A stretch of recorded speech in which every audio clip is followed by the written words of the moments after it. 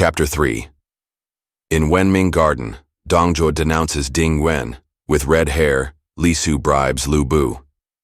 What Cao Cao said was this: the eunuch evil is of very old standing, but the real cause of the present trouble is in the improper influence allowed them by the emperors and the misplaced favoritism they have enjoyed. But a jailer would be ample force to employ against this kind of evil, and getting rid of the main culprits is quite enough. Why increase confusion by summoning troops from the regions? Any desire to slay all of them will speedily become known, and the plan will fail. Then, Cao Cao, you have some scheme of your own to further, said He Jin with a sneer. Cao Cao left the meeting proclaiming, the one who throws the world into chaos is He Jin. Then He Jin sent swift, secret letters far and wide to several bases. It must be recalled that Zhuo had failed in his attempt to destroy the Yellow Scarves' rebellion. He would have been punished if he had not bribed the 10 eunuchs heavily for their protection. Later, he obtained the rank of imperial protector in the western region of Shizhou and an army of 200,000 troops. But Zhuo was treacherous and disloyal at heart. So when he received the summons to the capital, he rejoiced greatly and lost no time in obeying it. He left a son-in-law, Commander Niu Fu, to look after the affairs of Shizhou and set out for Luoyang. Zhuo took with him a huge army and 4 generals, Li Jue, Guosi, Zhang Ji, and Fan Chou. Zhuo's advisor and son-in-law Li Ru said, though a formal summons has come, there are many obscurities in it. It would be well to send up a memorial stating plainly our aims and intentions. Then we can proceed. So Zhuo composed something like this: Thy servant knows that the continual rebellions owe their origin to the eunuchs, who act counter to all recognized precepts. Now to stop the ebullition of a pot, the best way is to withdraw the fire. To cut out an abscess, though painful, is better than to nourish the evil. I have dared to undertake a military advance on the capital, with thy permission, and now pray that Zhang Rang and the other eunuchs be removed for the happiness of the dynasty and of the empire. He Jin read this memorial and showed it to his partisans. Then said Minister Zheng Tai, a fierce wild beast. If he comes, his prey will be humans. He Jin replied, you are too timorous. You are unequal to great schemes. But Liu Ji also said, long have I known this man. In appearance innocent, he is a very wolf at heart. Let him in, and calamity enters with him. Stop him, do not let him come, and thus will you avoid chaos. He Jin was obstinate, and both Zheng Tai and Liu Ji gave up their posts and retired, as did more than half the ministers of state, while He Jin sent a warm welcome to Zhuo, who soon camped at Shengqi Lake and stationed there without further action. The eunuchs knew this move was directed against them and recognized that their only chance for safety was to strike the first blow. So they first hid a band of 50 armed ruffians at the Gate of Grand Virtue in the Palace of Happiness. Then they went in to see Empress He. They said, the general, feigning to act under command, has called up armies to the capital to destroy us. We pray you, your majesty, pity and save us. Go to the general and confess your faults, said the empress.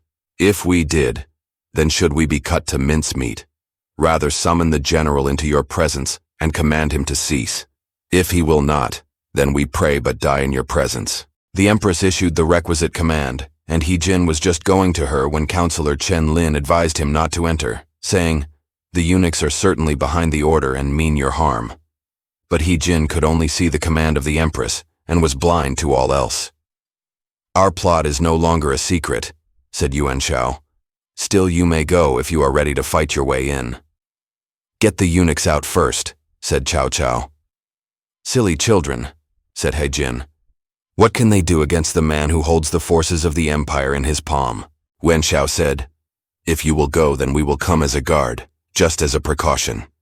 Whereupon both Yuan Xiao and Cao Cao chose 500 best men under their command, at whose head they placed Yuan Shu, a brother of Yuan Xiao. Yuan Shu, clad in mail, drew up his troops outside the palace's entrance, while Yuan Xiao and Cao Cao, holding swords, went as escort. When He Jin neared the palace, the eunuch said, the orders are to admit the imperial guardian and none other. So the escort was detained outside. He Jin went in proudly. At the Gate of Grand Virtue, He was met by Zhang Rang and Duan Gui, and their followers quickly closed in around him. He Jin began to feel alarmed. Then Zhang Rang in a harsh voice began to revile him. What crime had Empress Dong committed that she should have been put to death? And when the mother of the country was buried, who feigned sickness and did not attend? We raised you and your paltry huckstering family to all the dignity and wealth you have, and this is your gratitude. You would slay us. You call us sordid and dirty. Who is the cleaner? He Jin was panic-stricken and looked about for a way to escape, but the eunuchs closed him in, and then the assassins appeared and cut He Jin into halves. So He Jin died. Yuan Shao and Cao Cao waited long. By and by, impatient at the delay, they called through the gate. Thy carriage waits, O general. For reply, the head of He Jin was flung over the wall. A decree was proclaimed. He Jin has contemplated treachery, and therefore has been slain. It pardons his adherents. Yuan Shao shouted, The eunuchs have slain the high minister. Let those who will slay this wicked party come and help me. Then one of He Jin's generals, Wu Kuang, set fire to the gate. Yuan Shu at the head of his guards burst in and fell to slaying the eunuchs without regard to age or rank. Yuan Shao and Cao Cao broke into the inner part of the palace. 4 of the eunuchs, Zhao Zhong, Cheng Kuang, Xia Yun and Guo Sheng, fled to the Blue Flower Lodge where they were hacked to pieces. Fire raged, destroying the buildings. 4 of the 10 regular attendants, Zhang Rang, Duan Gui, Chao Jie and Ho Lan, led by Zhang Rang, carried off the Empress, Emperor Bian, and Prince Xian of Chenlu toward the North Palace. Lu Ji, since he had resigned office, was at home, but hearing of the revolution in the palace, he donned his armor, took his spear, and prepared to fight. He saw the eunuch Duan Gui hurrying the Empress along and called out, You rebel! How dare you abduct the Empress? The eunuch fled. The Empress leaped out of a window and was taken to a place of safety. General Wu Kuang burst into one of the inner halls where he found He Miao, sword in hand. You also were in the plot to slay your own brother, cried Wu Kuang. You shall die with the others. Let us kill the plotter against his elder brother, cried many. He Miao looked around. His enemies hemmed him in on every side. He was hacked to pieces. Yenshu bade his soldiers scatter and seek out all the families of the eunuchs, sparing none. In that slaughter, many beardless men were killed in error. Cao Cao set himself to extinguish the fires. He then begged Empress He to undertake the direction of affairs, and soldiers were sent to pursue Zhang Rang and rescue the young emperor and the young prince of Chenliu. Meanwhile, Zhang Rang and Duan Gui had hustled away the emperor and the prince. They burst through the smoke and fire and traveled without stopping till they reached the Beimeng Hills. It was then the 3rd watch. They heard a great shouting behind them and saw soldiers in pursuit. Their leader, Min Gong, a commander in Henan, was shouting, Traitors! Stop! Stop! Zhang Rang, seeing that he was lost, jumped into the river, where he was drowned. The 2 boys, ignorant of the meaning of all this confusion and terrified out of their senses, dared not utter a cry. They crept in among the rank grass on the riverbank and hid. The soldiers scattered in all directions but failed to find them, so they remained till the 4th watch, shivering with cold from the drenching dew and very hungry. They lay down in the thick grass and wept in each other's arms, silently, lest anyone should discover them. This is no a place to stay in, said Prince Xian. We must find some way out. So the 2 children knotted their clothes together and managed to crawl up the bank. They were in a thicket of thorn bushes, and it was quite dark. They could not see any path. They were in despair when, all at once, millions of fireflies sprang up all about them and circled in the air in front of the emperor. God is helping us, said Prince Xian. They followed whither the fireflies led and gradually got into a road. They walked till their feet were too sore to go further, when, seeing a heap of straw near the road, they crept to it and lay down. This heap of straw was close to a farmhouse. In the night, as the farmer was sleeping, he saw in a vision 2 bright red suns drop behind his dwelling. Alarmed by the portent, he hastily dressed and went forth to look about him.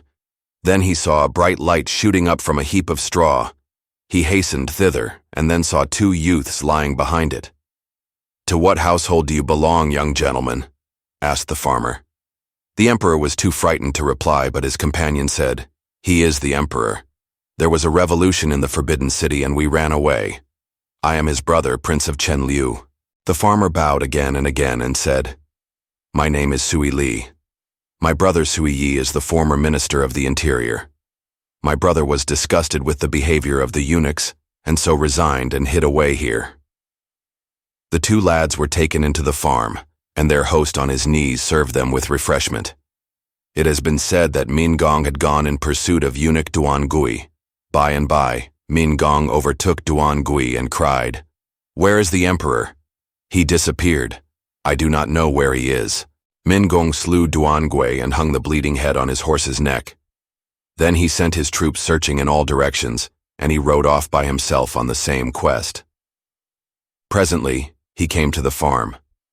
Sui Li, seeing what hung on his horse's neck, questioned him, and satisfied with his story, led him to the emperor. The meeting was affecting. All were moved to tears. The state cannot be without its ruler, said Min Gong. I pray your majesty return to the city. At the farm they had but one sorry nag, and this they saddled for the emperor. The young prince was taken on Min Gong's charger, and thus they left the farm.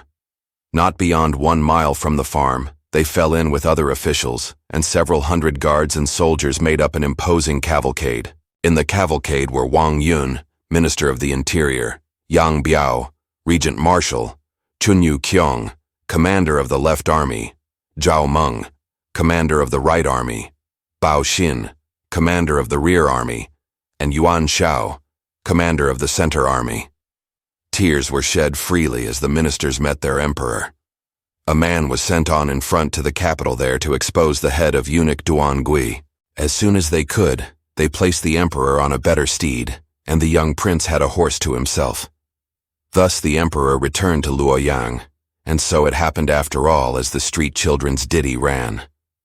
The cavalcade had not proceeded far when they saw coming towards them a large body of soldiers with fluttering banners, hiding the sun and raising a huge cloud of dust. The officials turned pale, and the emperor was greatly alarmed. Yuan Shao rode out in advance. Who are you? Said Yuan Shao. From under the shade of an embroidered banner rode out a general saying, Do you have the emperor? The emperor was too panic-stricken to respond, but the Prince of Chen Liu rode to the front and cried, Who are you? Dong Zhuo, Imperial Protector of Shizhou region. Have you come to protect the chariot or to steal it? Said Prince Xian. I have come to protect, said Dong Zhuo. If that is so, the emperor is here. Why do you not dismount? Dong Zhuo hastily dismounted and made obeisance on the left of the road. Then Prince Xian spoke graciously to him. From first to last, the prince had carried himself most perfectly, so that Dong Zhuo in his heart admired his behavior. And then arose the first desire to set aside the emperor in favor of the Prince of Chen Liu. They reached the palace the same day, and there was an affecting interview with Empress He. But when they had restored order in the palace, the imperial hereditary seal, the special seal of the emperor, was missing. Dong Zhuo camped without the walls, but every day he was to be seen in the streets with an escort of mailed soldiers, so that the common people were in a state of constant trepidation. He also went in and out of the palace careless of all the rules of propriety. Imperial Commander Bao Xin spoke of Dong Zhuo's behavior to Yuan Shao, saying, This man harbors some evil design and should be removed. Nothing can be done till the government is more settled, said Yuan Shao. Then Bao Xin saw Minister of the Interior Wang Yun and asked what he thought. Let us talk it over, was the reply. Bao Xin said no more, but he left the capital and retired to the Taishan Mountains. Dong Zhuo induced the soldiers of the two brothers, He Jin and He Miao, to join his command, and privately spoke to his advisor Li Ru about deposing the emperor in favor of the Prince of Chen Liu. The government is really without a head. There can be no better time than this to carry out your plan. Delay will spoil all. Tomorrow assemble the officials in the Wenming garden and address them on the subject. Put all opponents to death, and your prestige is settled. So spoke Li Ru, and the words pleased Dong Zhuo mightily. So the next day Dong Zhuo spread a feast and invited many guests. As all the officers went in terror of him, no one dared be absent. Dong Zhuo himself rode up to the garden last of all and took his place with his sword girded on. When the wine had gone round several times, Zhuo stopped the service and the music and began to speak. I have something to say. Listen quietly, all of you. All turn towards him. The emperor is lord of all. If he lacks dignity and behaves in an unseemly manner, he is no fitting inheritor of the ancestral prerogatives. He who is now on the throne is a weakling, inferior to the prince of Qianliu in intelligence and love of learning. The prince is in every way fitted for the throne. I desire to depose the emperor and set up the prince in his place. What think you? The assembly listened in perfect silence, none daring at first to utter a word of dissent, but one dared, for suddenly a guest stood up in his place, smote the table and cried, "No! No! Who are you that you dare utter such bold words? The emperor is the son of the lawful consort and has done no wrong. Why then should he be deposed? Are you a rebel?" The speaker was Ding Yuan, imperial protector of Jingzhou region. Zhuo glared at Ding Yuan, roaring, "There is life for those who are with me, death for those against." Zhuo drew his sword and made for the objector, but the watchful Li Ru had noticed standing behind Ding Yuan a particularly dangerous-looking henchman of his, who was now handling his halberd threateningly and whose eyes were blazing with anger. So Li Ru hastily interposed, saying, "But this is the banquet chamber, and state affairs should be left outside. The matters can be fully discussed tomorrow." His fellow guests persuaded Ding Yuan to leave, and after his departure, Zhuo said, "Is what I said just and reasonable?" "You are mistaken, illustrious sir," said Lu Ji. "Of old Emperor Taijia of the Shang dynasty was unenlightened, wherefore the sage minister Yi Yin immured him in the Tong Palace till he reformed. Later, the Prince of Changyi ascended the throne, and in 27 days he committed more than 3,000 categorical faults. Wherefore, Regent Marshal Huoguang declared in the ancestral temple that the Prince of Changyi was deposed. Our present emperor is young, but he is intelligent, benevolent, and wise. He has not committed a single fault. You, sir, are an imperial protector of a frontier region and not a metropolitan official, and have had no experience in state administration. Neither have you the pure intentions of Yi Yin and Huoguang, which qualified their actions. Without that justification, such an act is presumption." Zhuo angrily drew his sword to slay the bold Lu Ji, but two other officials remonstrated. "Minister Lu Ji is the cynosure of the whole country, and his violent death would stir the hearts of all humans," said court counselors Kai Yang and Peng Bo. Zhuo then stayed his hand. Then said Wang Yun, "A great question like the deposition and substitution of emperors is not one to be decided after a wine party. Let it be put off till another time." So the guests dispersed. Zhuo stood at the gate with drawn sword watching them depart. Standing thus, Zhuo noticed a spearman galloping to and fro on a fiery steed and asked Li Ru who that was. "That is Lu Bu, the adopted son of Ding Yuan. You must keep out of his way, my lord." Zhuo went inside the gate so that he could not be seen. But next day a man reported to him that Ding Yuan had come out of the city with a small army and was challenging to a battle. Zhuo, with his army, went forth to accept the challenge, and the two armies were drawn up in proper array. Lu Bu was a conspicuous figure in the forefront. His hair was arranged under a handsome headdress of gold, and he had donned a embroidered thousand-flower fighting robe, a pheasant-tailed helmet and breastplate, and round his waist was a gleaming jade belt with a lion's head clasp. With spear set he rode close behind his master Ding Yuan. Ding Yuan, riding forth, pointing his finger at Zhuo, began to revile him. Unhappy indeed was this state when the eunuchs became so powerful that the people were as if trodden into the mire under their feet. Now you, devoid of the least merit, dare to talk of deposing the rightful emperor and setting up another. This is to desire rebellion and no less." Zhuo could not reply, for Lu Bu, eager for the fight, rode straight at him. Zhuo fled and Ding Yuan's army came on. The battle went in Ding Yuan's favor, and the beaten troops retired 10 miles and made another camp. Here Zhuo called his officers to a council. "This Lu Bu is a marvel," said Zhuo. "If he were only on my side, I would defy the whole world." At this a man advanced, saying, "Be content, O my lord. I am a fellow villager of his and know him well, his bravery, his prowess, his cupidity, and his unscrupulousness. With this little blarneying tongue of mine, I can persuade him to put up his hands and come over to your side." Dong Zhuo was delighted and gazed admiringly at the speaker. It was Li Su, a general in the Imperial Tiger Army. "What arguments will you use with him?" asked Dong Zhuo.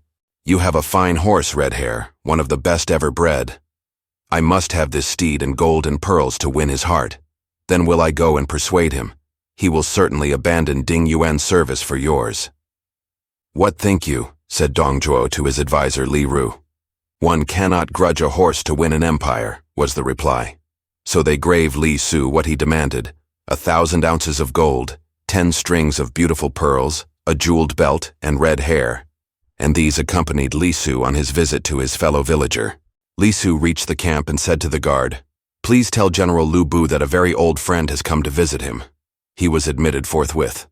"Worthy brother, have you been well since we last met?" greeted Li Su while bowing. "How long it is since we last saw each other," replied Lu Bu, bowing in return. "And where are you now?" "I am a general in the Imperial Tiger Army. When I learned you were a strong supporter of the throne, I could not say how I rejoiced. I have come now to present to you a really fine horse, a 500-mile-a-day horse, one that crosses rivers and goes up mountains as if they were the level plain. Its name is Red Hare. It will be a fitting aid to your valor." Lu Bu bade his guards lead out the horse. It was of a uniform color like glowing sun red, not a hair of another color. It measured 10 spans from head to tail, and from hoof to neck, 8 spans. When it neighed, the sound filled the Empyrean and shook the ocean. Lu Bu was delighted with the horse and said, "What return can I hope to make for such a creature?" "What return can I hope for? I came to you out of a sense of what is right," replied Li Su. Wine was brought in, and they drank. "We have seen very little of each other, but I am constantly meeting your honorable father," said Li Su. "You are drunk," said Lu Bu. "My father has been dead for years." "Not so. I spoke of Ding Yuan, the man of the day." Lu Bu started. "Yes, I am with him, but only because I can do no better. Sir, your talent is higher than the heavens, deeper than the seas. Who in all the world does not bow before your name? Fame and riches and honors are yours for the taking, and you say you can do no better than remain a subordinate. If I could only find a master to serve," said Lu Bu. "The clever bird chooses the branch whereon to perch. The wise servant selects the master to serve. Seize the chance when it comes, for repentance ever comes too late. Now you are in the government. Who think you is really the bravest of all?" asked Lu Bu. "I despise the whole lot except Dong Zhuo. He is one who respects wisdom and reveres scholarship. He is discriminating in his rewards and punishments. Surely he is destined to be a really great man." Lu Bu said, "I wish that I could serve him, but there is no way, I fear." Then Li Su produced his pearls and gold, and the jeweled belt, and laid them out before his host. "What is this? What does it mean?" said Lu Bu. "Send away the attendants," requested Li Su, and he went on. "Dong Zhuo has long respected your valor, and sent these by my hand. Red Hare was also from him. But if he loves me like this, what can I do in return?" Li Su said, "If a stupid fellow like me can be a general in the Imperial Tiger Army, it is impossible to say what honors await you." "I am sorry I can offer him no service worth mentioning," Li Su said. "There is one service you can do, and an extremely easy one to perform. But you would not render that." Lu Bu pondered long in silence. Then he said, "I might slay Ding Yuan and bring over his soldiers to Dong Zhuo's side. What think you of that?" "If you would do that, there could be no greater service, but such a thing must be done quickly." And Lu Bu promised his friend that he would do the deed and come over on the morrow. So Li Su took his leave. That very night at the second watch, Lu Bu entered, sword in hand, into his master's tent. He found Ding Yuan reading by the light of a solitary candle. Seeing who came in, Ding Yuan said, "My son, what is afoot?" "I am a bold hero," said Lu Bu. "Do not think I am willing to be a son of yours." "Why this change, Lu Bu?" As a reply, Lu Bu made one cut, and Ding Yuan's head fell to the earth. Then Lu Bu called the attendants and said, "He was an unjust man, and I have slain him. Let those who back me stay, the others may depart." Most ran away. Next day, with the head of the murdered man as his gift, Lu Bu betook himself to Li Su, who led him to Zhuo. Zhuo received him with a warm welcome and had wine set before him. "Your coming is welcome as the gentle dew to the parched grass," said Zhuo. Lu Bu made Zhuo seat himself and then made an obeisance, saying, "Pray let me bow to you as my adopted father." Zhuo gave his newly won ally gold and armor and silken robes and spread the feast of welcome. They then separated. Thence Zhuo's power and influence increased rapidly. He gave the lordship of Hu, an ancient state, and the rank commander of the left army to his brother Dongmin. He appointed Lu Bu lord of Luoyang, commander of capital district, and commander of the right army. Zhuo made himself commander of the center army. The advisor Li Ru never ceased from urging him to carry out the design of deposing the young emperor. The now all-powerful Zhuo prepared a banquet in the capital at which all the officers of state were guests. He also bade Lu Bu post a company of armed men right and left ready for action.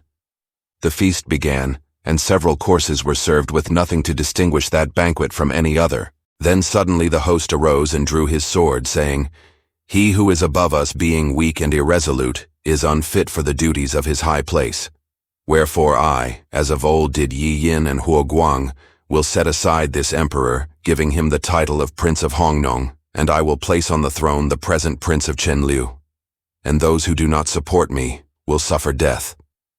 Fear seized them in its grip, and they were silent, all but Yuan Shao, who said, "The emperor was innocent of any fault, and to set him aside in favor of a commoner was rebellion and nothing else.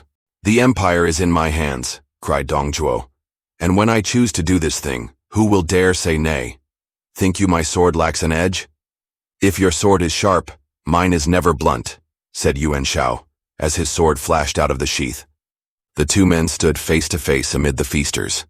The fate of Yuan Shao will be disclosed in later chapters. Thanks for watching. Please like the video and subscribe to the channel for more excellent content.